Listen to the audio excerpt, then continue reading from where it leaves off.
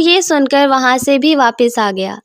اس نے آ کر اپنے والد کو خوشی سے بتایا کہ میوزیم میں ایک شخص نے اس پتھر کی قیمت 2000 روپے لگائی، مگر اس کے والد ابھی بھی مطمئن نظر نہیں آتے تھے۔ انہوں نے احمد سے کہا، اب تم اس پتھر کو کسی جوہری کی دکان پر لے جاؤ اور اس سے اس کی قیمت پوچھ کر آؤ۔ احمد نے ایسا ہی کیا۔ وہ پاس ہی ایک مشہور جوہری کی دکان پر گیا اور اسے وہ پتھر دکھایا۔ جوہری اس پتھر کو دیکھ کر اچھل پڑا۔ بیٹے، یہ پتھر تو میں بہت دیر سے تلاش کر رہا ہوں، تمہیں یہ پتھر کہاں سے ملا؟ احمد نے اسے اس کی قیمت لگانے کے لیے کہا تو جوہری نے کہا، میں یہ پتھر تم سے پورے 2 لاکھ روپے میں لے سکتا ہوں۔